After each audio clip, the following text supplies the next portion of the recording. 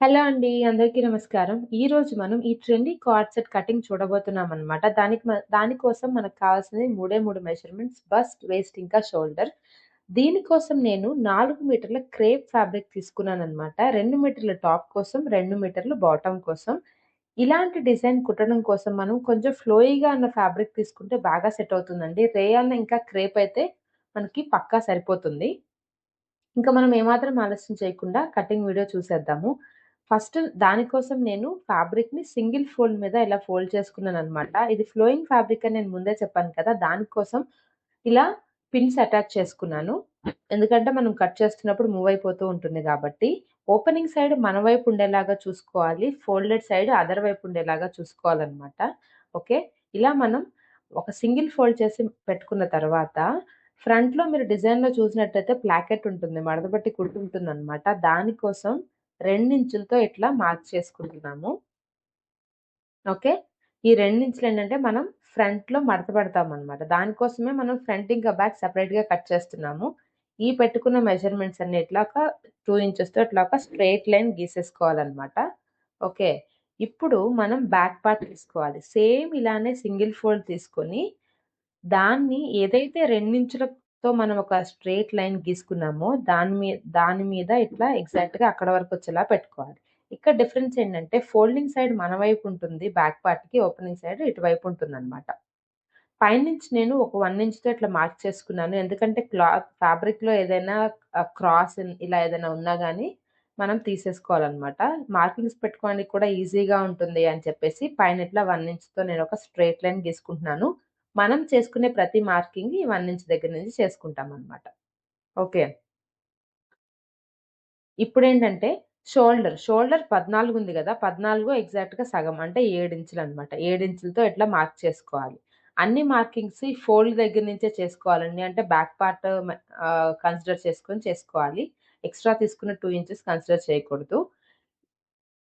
Shoulder slope కోసం half ఇంచ్‌తో ఇక్కడ measure చేసుకొని, అక్కడి నుంచి ఆర్మ్ హోల్ రౌండ్ కోసం 7 ఇంచులు షోల్డర్ కోసం ఎంతైతే పెట్టుకున్నామో అంతే 7 ఇంచులు ఇట్లా మార్క్ చేసుకొని, ఈ 2 పాయింట్‌లని ఇట్లా కలిపేసుకోవాలి.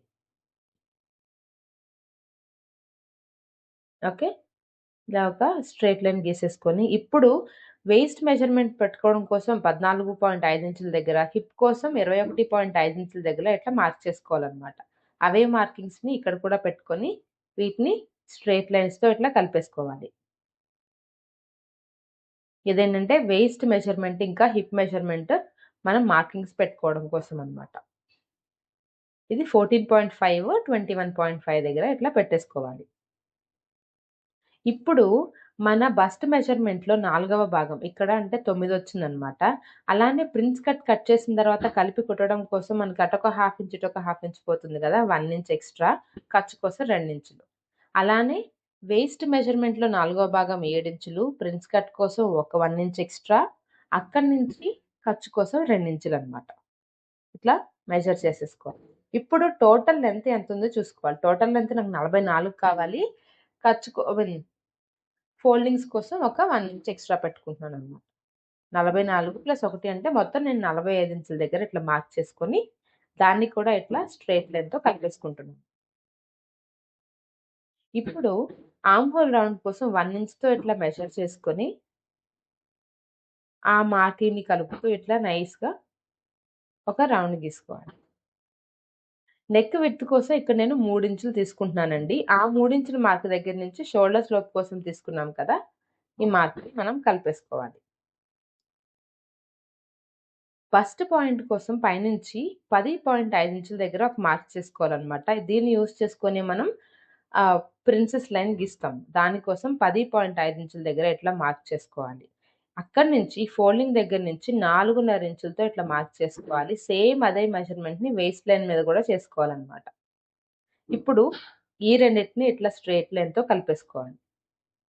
ఏదైతే బస్ట్ పాయింట్ ఉందో అక్కడి నుంచి ఈ లైన్ ఇట్లా చిన్న కర్వ్‌లాగా ఆర్మ్ హోల్‌లో కలిపేసుకోవాలనమాట. ఇలా లైట్‌గా కర్వ్‌లాగా గీసుకోవాలి.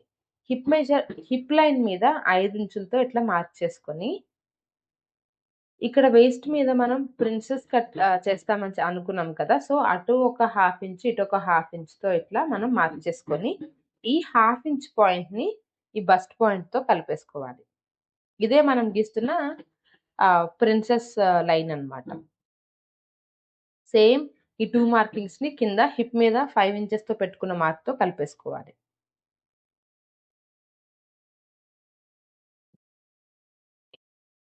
ఇలా నీట్‌గా ఒక డాట్ ఫార్మ్ చేసుకోవాలన్నమాట.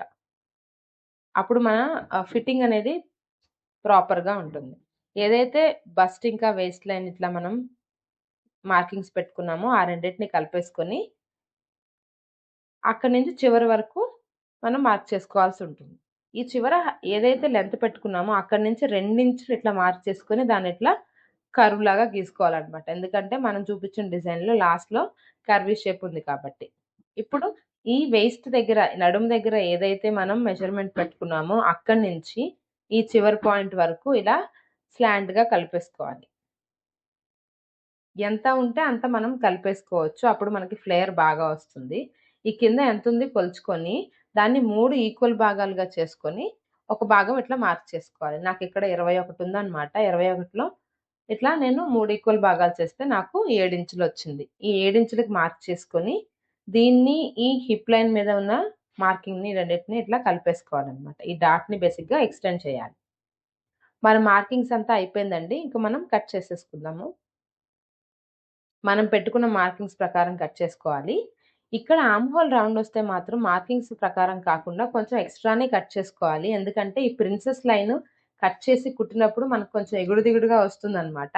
అందుకని ప్రిన్సెస్ కట్‌లో ఎప్పుడైనా సరే ఆర్మ్ హోల్ రౌండ్ ఈ పీసెస్ అన్నీ కలిపి కుట్టేసిన తర్వాత మాత్రమే ఎగ్జాక్ట్‌గా కట్ చేసుకోవాలి. అందుకే ఇక్కడ చూస్తే నేను ఎక్స్‌ట్రా కట్ చేసుకున్నాను. అలా కట్ చేసుకుంటే ఏంటంటే కుట్టిన తర్వాత మనకి చాలా చక్కగా వస్తుందన్నమాట. ఫస్ట్ స్ట్రెయిట్ లైన్ ఉంది కదా! దాని ప్రకారం కట్ చేసేసుకోవాలి. ఆ స్ట్రెయిట్ లైన్ మొత్తం అంతా కట్ చేసిన తర్వాత, ఇప్పుడు ఈ హాఫ్ ఇంచ్‌తో డాట్ కోసం పెట్టుకున్నాం కదా! వీటిని కట్ చేసుకోవాలి.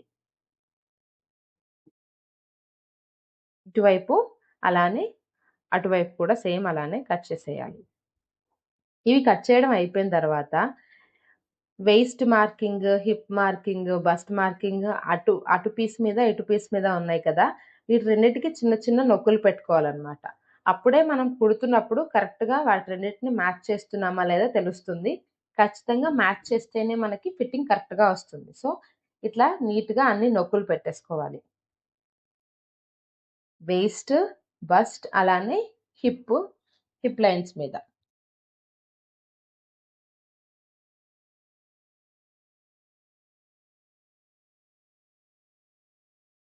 ఈ నొక్కులు పెట్టుకోవడం మాత్రం మర్చిపోవద్దు. కట్ చేస్తున్నప్పుడు మనకంతా మంచిగానే ఉంటుంది కానీ, కుడుతున్నప్పుడేంటంటే, మార్కింగ్స్ ఓన్లీ ఒక లేయర్ మీదే ఉంటాయి. కింద లేయర్స్‌కి మనం ఖచ్చితంగా కన్‌ఫ్యూజ్ అవుతాము. మోరోవర్ ఇది ఫ్లోయీ ఫ్యాబ్రిక్ కదా! ఈజీగా స్ట్రెచ్ అయిపోతూ కూడా ఉంటుందనమాట.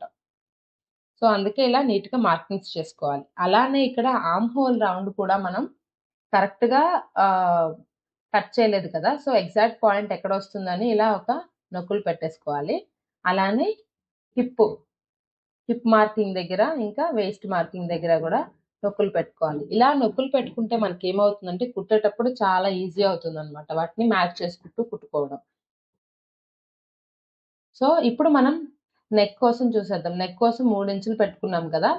ఫ్రంట్ ఇంకా బ్యాక్ మీద కూడా మొత్తం 3 ఇంచులు పెట్టుకోవాలి. బ్యాక్ నెక్ వచ్చేసి 1.5 ఇంచులు సరిపోతుంది. ఎందుకంటే ఇక్కడ మనం కాలర్ నెక్ కట్ చేద్దాం అనుకుంటున్నాం కాబట్టి మరీ డీప్‌గా పెట్టకూడదు. 1.5 ఇంచులు సరిపోతుందనమాట.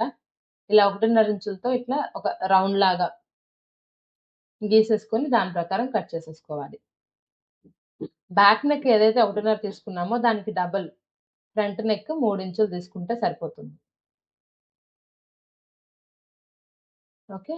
ఇప్పుడు ఫ్రంట్ నెక్ 3 ఇంచుల దగ్గర మెజర్ చేసుకొని, ఇలా ఒక చిన్న కర్వ్ లాగా గీసేసుకోవాలి.